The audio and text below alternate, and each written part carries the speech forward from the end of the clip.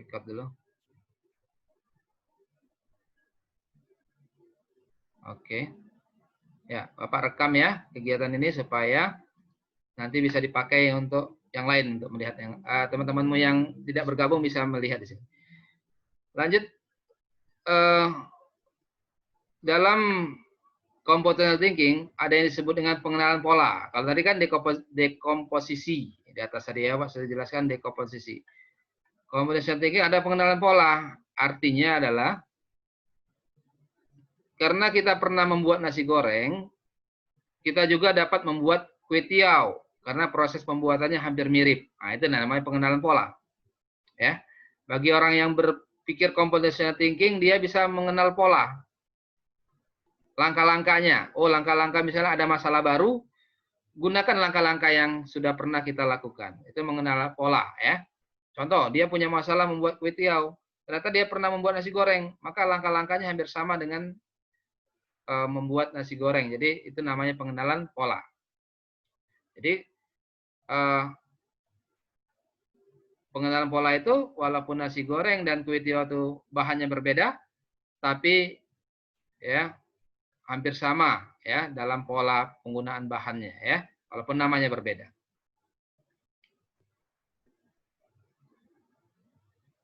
Oke. Kemudian apa yang dimaksud dengan computational thinking dalam memasak nasi goreng tadi? Nah, ini adalah berpikir dengan algoritma di mana kita berpikir untuk mengurutkan langkah-langkah. Algoritma itu adalah mengurutkan langkah-langkah. Selangkah demi selangkah, terurut. Nggak boleh terbalik langkahnya. Contoh, membuat nasi goreng, masukkan minyak dulu. Baru masukkan bumbu. Nah, kemudian nasinya. Dan tidak boleh telurnya itu terakhir. Setelah nasi goreng jadi, baru masukkan telur. Kompornya dimatikan, masukkan telur. Ya, jadi amis lah ya nasi gorengnya ya.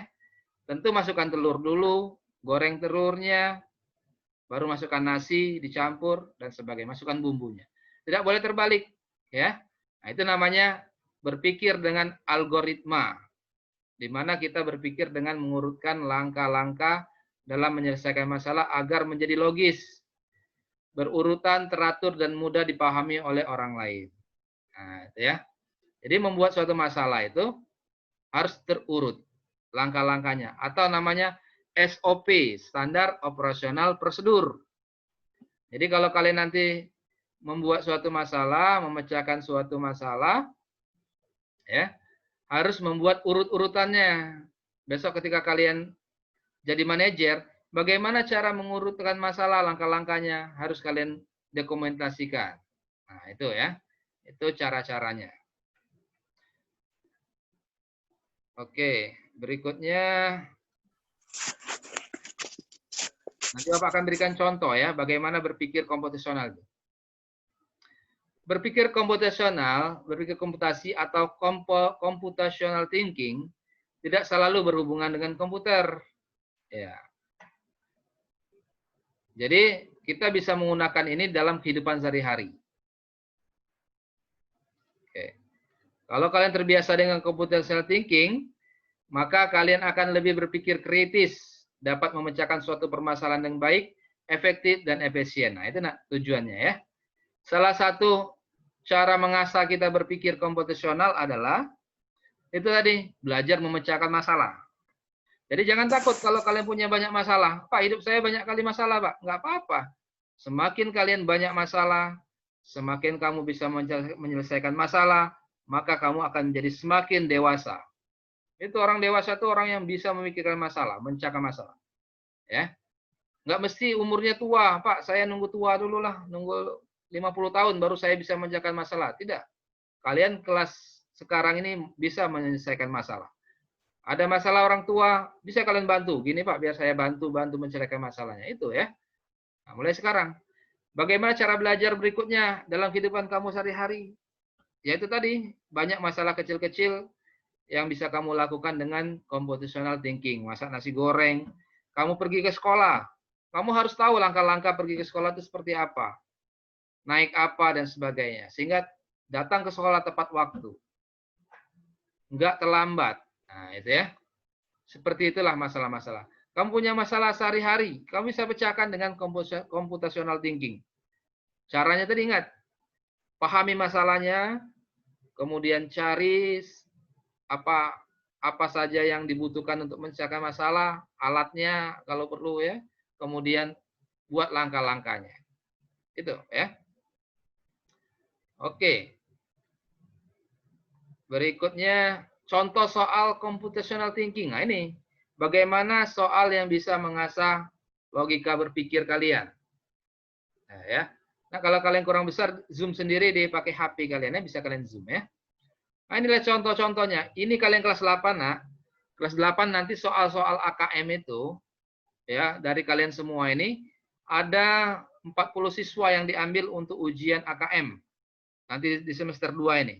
Bapak tidak tahu nih siapa yang dipilih, tapi yang dipilih secara asak. Materinya ya seperti ini, menganalisa. Nah, ini contoh menganalisa. Jordan menebang pohon dan memotongnya sehingga setiap pohon menghasilkan batang pohon yang panjangnya 10 meter. 10 meter panjang pohon ini. Ali ingin membangun bendungan. Ya, Ali ingin membangun bendungan dan membutuhkan kayu sepanjang 4 meter sebanyak 7 batang. Nah, ini 4 meter sebanyak 7 batang. Dan kayu sepanjang 3 meter sebanyak 7 batang. 4 sebanyak 7, 3 meter sebanyak 7 batang. Ali dapat memotong batang pohon yang sudah dipotong Jordan sesuai dengan keperluannya. Nah, jadi ini pohon yang punya Jordan ini dipotong 4 meter dan 3 meter. Padahal ini 10 meter. Nah, ya, inilah contoh soal-soal yang berpikir kritis. Ya, nanti AKM soal AKM itu seperti ini kurang lebih. Kalian menganalisa, ya, berpikir. Nggak ada lagi soal-soal ujian nasional atau AKM, asesmen kompetensi minimal, itu tentang apa fungsi keyboard, apa fungsi mouse, itu nggak ada lagi. Apa sebutkan pengertian dari mouse, dari keyboard, apa kepanjangan dari IPA, Anda ada seperti itu. Nah, materi-materi yang dipelajari seperti ini, menalar, menganalisa, supaya kalian bisa bersaing dengan orang-orang luar negeri. Nah, orang-orang anak-anak SD, SMP, SMA di Singapura sudah belajar seperti ini materi ujiannya. Anak-anak di Eropa, luar negeri, materi ujiannya seperti ini, menganalisa. Ya, dan kalian harus terbiasa dari sekarang. Ya, Bapak akan memberikan soal-soal ujian semester ya seperti itu nanti, menganalisa seperti ini, tapi mungkin tidak serumit ini ya. Tidak mesti harus susah soalnya. Oke. Berapa banyak batang pohon minimal yang dapat dipakai Ali untuk membangun bendungan? Nah ini 4, 7, 10. Nah, ya kan? 4 meter 7 batang. 3 meter 7 batang. Ya. Sedangkan kayu yang dipotong si Jordan 10 meter. Berarti 10 meter ini bisa menjadi 4 meter, 3 meter, dan 3 meter. Sehingga di total berapa kayu yang dibutuhkan ini? Nah, dibutuhkan Ali. Berapa batang kayu yang dipotong Jordan ini 10 meternya yang dibutuhkan Ali. Nah, itu ya. Berapa banyak batang pohon minimal yang dapat dipakai Ali untuk membangun bendungan? Berapa yang minimal? Sehingga bisa bendungannya itu bisa 7 batang ini yang 4 meter, 7 batang yang 3 meter. Jawabannya adalah, kunci jawabannya adalah 6. Ya, 6 batang pohon. Jadi 6 batang pohon ini. Nah, gitu ya. Gampang ya. 7 kali 4 berapa? 7 kali 3 berapa? 7 kali 4 berapa, Nak? 28 ya? Ada yang tahu nggak? 7 kali 4? 28. 7 kali 3? 28. 7 kali 3, 2? 21, Pak. 21, Pak. Kali di total berapa meter itu? Berapa total? 9, berarti 49 ya. 49 meter. Ya, berarti 49 meter. Ya, dibagi 10, berarti kurang lebih 5. Ya, tapi ini 6 ya. Coba kamu cari lagi ya. Ini 6 batang kayu. Jadi 49 meter dibutuhkan. Ini 10 meter kayu. Berarti ada berapa kayu? Ya, kurang lebih 4 kayu. Nah, itu contohnya ya. Itu contoh saja. Nanti Bapak akan berikan tugas untuk berpikir komputasional. Ini contoh berikutnya, butir soal yang berpikir secara komputasional. Ini informatika kelas 7. Ya, semester kelas 7. Oh, apa? Terdapat 2 jenis anjing yang berbaris seperti tampak gambar berikut ini. Suatu pertukaran tempat dapat terjadi antara 2 anjing yang berdiri bersebelahan. Akan dilakukan beberapa kali pertukaran tempat sehingga 3 anjing besar akan berdiri dalam 3 posisi yang bersebelahan. Jadi berapa pertukaran tempat sehingga anjing yang 3 ini bisa berdekatan? Ya. Jawabannya C, ada 6. Nah, itu ya, nanti bisa kalian analisa. Oke, ya. Seperti itu. Inilah yang soal-soal mengasah kalian berpikir kritis. Bagaimana apalagi yang membuat kalian berpikir kritis? Itu tadi. Code.org, aplikasi coding itu ya. Oke. Kemudian kalian mampu menyelesaikan masalah. Masalah di rumah, dimanapun kalian mampu menyelesaikan masalah. Jadi jangan kalian nanti punya masalah stres. Punya masalah sedikit aja, bunuh diri, ya. Nggak bisa HP nggak bisa online sedikit aja, stres, ngambek. Nah, itu nggak zaman lagi ya. Anak SMP nggak zaman seperti itu. Harus bisa menyelesaikan masalah. HP kamu rusak, bagaimana caranya belajar? Datang ke sekolah, itu solusinya, solusi terakhir, belajar di sekolah, pinjam HP di sekolah, ya, pinjam HP teman dan sebagainya, harus bekerja sama. Jadi ada namanya HOT, High Order Thinking Skill. Inilah namanya pembelajaran berbasis High Order Thinking Skill. Nah, ya, materi-materinya, analisa soalnya menalar, materi-materinya tentang penalaran. Oke, tunggu. Kita lihat contoh pembelajaran. Nanti kita berkelompok ya, kalau sudah tatap muka kita berkelompok. Nah, ini membagi kelompok. Siswa disuruh menghitung 1 sampai 5. Setiap yang nyebut angka 1 berarti kelompok 1, nyebut angka 2 kelompok 2, dan begitu ya. Masing-masing kelompok disebutkan nama monitor, CPU, keyboard, mouse, printer. Kalau kalian ikut pramuka, nak, ikut pramuka semua di sini? Ikut ya? Nah, di situ kalau di sana kan kamu diminta untuk mandiri, untuk kreatif, untuk berpikir, bekerja sama. Nah, itulah salah satu contoh orang yang mengasah kita berpikir secara komputasional. Nah, itu bekerja sama dalam kelompok. Nah, itu ya. Ingat, kalau kalian besok kuliah di luar negeri, nah, kamu tidak ada belajar sendiri. Belajar berkelompok. Nih, kartu kasus 1. Nah, ini yang akan kalian kerjakan nanti di rumah ya. Bapak kasih contoh. Kota penuh putaran. Nah, kota ini sebuah kota ya. Ini jalan, ini bundaran ya. Bundaran. Nah, anggap aja kota Batam nih ya. Ini robot yang akan jalan. Nah, petunjuknya. Robot berjalan menyusuri jalan dari suatu tempat ke tempat lain mengikuti petunjuk yang diberikan. Nah, robot akan berjalan dari titik A kemana saja mengikuti petunjuknya. Nah, kita buat petunjuknya. Contoh, petunjuknya adalah pada setiap pertemuan beberapa ruas terdapat putaran. Nah, ini kan, ini putaran. Putaran, ini ruas jalan, perempatan pertama, jalan kedua, ketiga, keempat. Ada perputaran berikutnya, ada 2 jalan saja. Ada perputaran yang ini, ada 1 jalan, 2 jalan. Robot akan berjalan mengikuti arah jarum jam. Berlawanan, artinya ini, robot akan memutar berlawanan arah jarum jam. Nah, ini berlawanan arah jam. Gini ya mutar ya. Bukan mutar ke kiri, tapi mutarnya ke kanan. Itu berlawanan arah jarum jam. Dan mengambil simpangan urut dan mengambil simpangan urutan tertentu sesuai yang petunjuk berikan. Nah, ini simpangan. Ini, kali ini putaran pertama, ini simpangan pertama. Ini simpangan kedua, ini simpangan ketiga, ini simpangan keempat atau jalan keempat.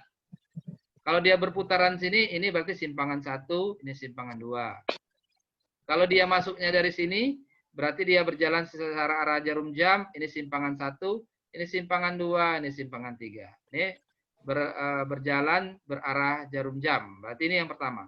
Kalau berjalannya ke kiri sini, searah jarum jam, ini berarti simpangan pertama, simpangan kedua. Ya. Tapi pertanyaannya adalah dia berarah, petunjuknya dia berjalan berarah berlawanan jarum jam ini, berputar. Ini simpangan pertama, yang pertemuan pertama, ya. Oke, ini sebagai contoh, kalian lihat, nih, nah, kita teka-teki. Petunjuk yang diberikan berupa angka-angka urutan simpangan, misal petunjuk 412. Nah, berarti 4 ini urutan simpangan yang keempat pada putaran pertama. Ini ya. Ini simpangan keempat pada putaran pertama. Ini ya Bapak kasih mouse. Ini nomor 4 ini. Ya, ini simpangan pertama 4 ini. Berarti putaran pertama simpangan yang ke 4. Nah, contoh nih. A ini berjalan robotnya ke sini, jalan. Sampai ke sini, dia berputar melawan arah jarum jam.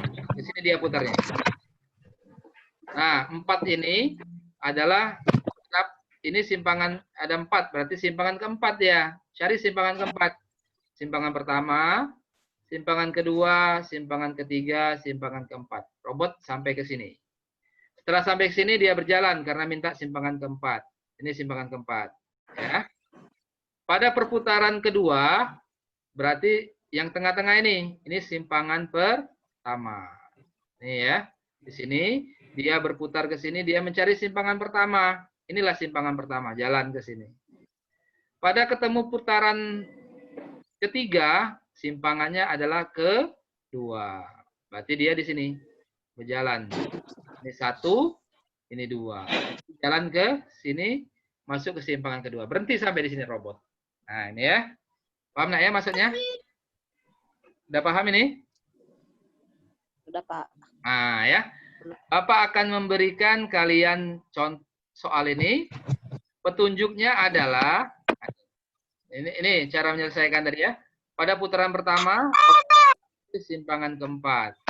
Putaran pertama simpangan keempat. 1, 2, 3, 4 jalan ke sini. Pada putaran kedua dia ambil simpangan pertama. Pada putaran ketiga ambil simpangan kedua.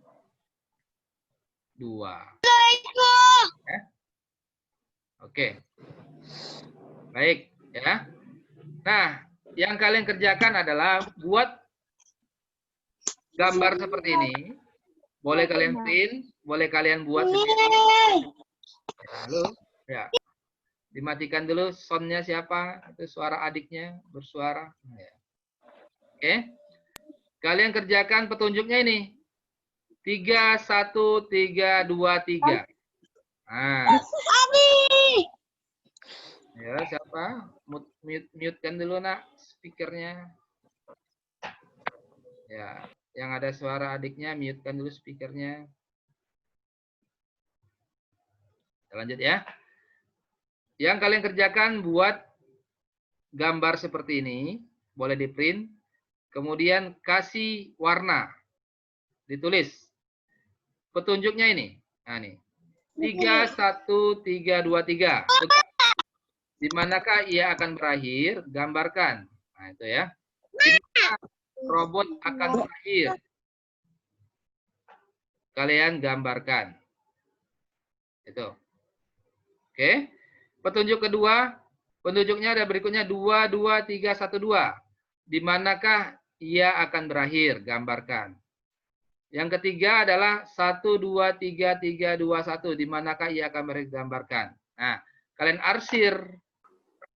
Gambarnya seperti ini, ya. buat seperti ini. Tapi masing-masing ada 3 gambar berarti ya. Nah, itu gambar petunjuk pertama ini, gambar kedua, gambar ketiga sesuai petunjuk ini. Robot berjalan mengikuti berlawanan dengan arah jarum jam. Seperti ini. Oke. Paham anak-anak? Paham? Halo? Pak. Nah, Paham, Pak. paham ya? Nah, inilah tugas kamu. Nanti kamu kirim tugasnya, ini kamu boleh print. Nanti kasih spidol aja. Spidol warna ya. Bikin 3 gambar seperti ini. Atau boleh juga pakai kalian screenshot pakai komputer, bikin bisa. Oke, ada pertanyaan lagi? Itu saja yang kalian kerjakan. Nanti ini Bapak akan kirim ke kalian foto ini ya, ke grup Bapak akan kirim. Bapak akan kirimkan juga ke classroom. Setelah itu tugas yang ini kalian kirim ke classroom, difoto ya gambarnya ya. Nah, kalau ini kan gambar, ini kan foto yang ini polanya 412. Nih lingkarannya, arsirnya warna hijau. Sekarang kalian Bapak minta membuat petunjuk 31, 32, 32, yang ini, dan ini. Ada 3. Oke. Paham, Nak? Paham, Pak. Paham, Pak. Baik, kalau Paham, Pak. paham, berarti materi kita sampai di sini dulu. Ya. Ada pertanyaan, Nak? Silakan. Tidak ada, Pak. Tidak ada ya? Enggak ada, Pak. Baik, terima kasih anak-anak semua. Mari kita berdoa dulu lah ya, dalam berdoa sesuai keyakinan kita masing-masing. Kita menyelesaikan kegiatan kita hari ini. Mudah-mudahan kegiatan kita bermanfaat. Bapak, kamu harus semangat belajar. Kalau kamu mau semangat belajar, insya Allah Bapak akan semangat lagi mengajar kamu. Ya, mari kita berdoa menurut agama keyakinan kita masing-masing. Berdoa mulai.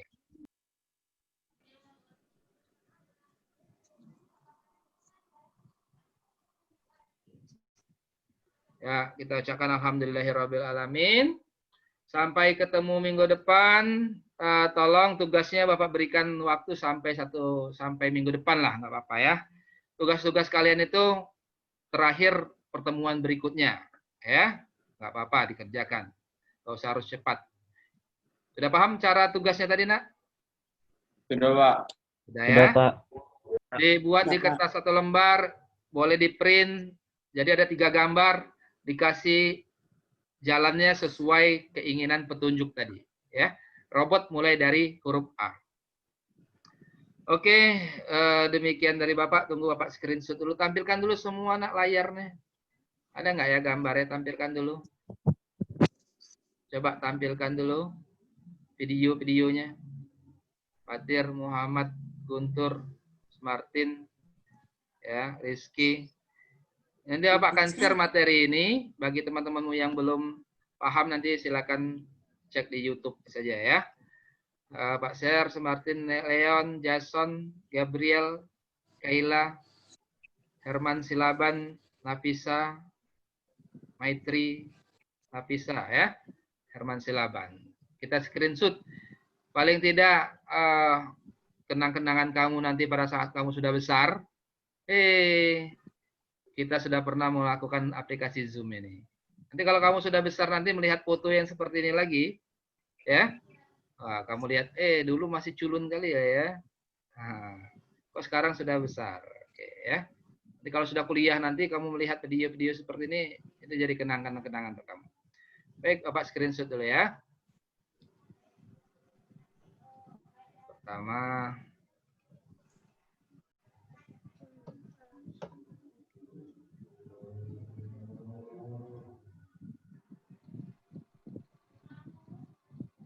ini yang kedua.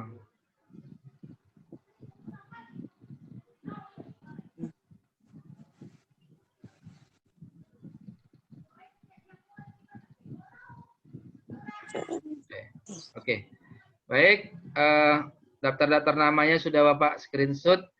Bagi kalian yang tergabung di sini, tentu inilah merupakan nilai praktek juga bagi kalian, tambahan nilai praktek. Berarti kalian sudah mampu bergabung menggunakan Zoom dengan baik dan benar, berperilaku dengan baik dan benar, ya. Tadi sudah bagus. Namun nanti besok ketika kalian nanti mengikuti webinar, sekarang namanya webinar, seminar berbasis web, ya. Itu nanti ya tetap berperilaku yang sopan seperti ini. Suara di-mute-kan, mana tahu ada suara-suara lain masuk, ada adik dan sebagainya, ya. Oke, baik anak-anak semuanya, Bapak tutup. Assalamualaikum warahmatullahi wabarakatuh. Waalaikumsalam warahmatullahi wabarakatuh. Oke, baik. Selamat siang semua anak-anak semua.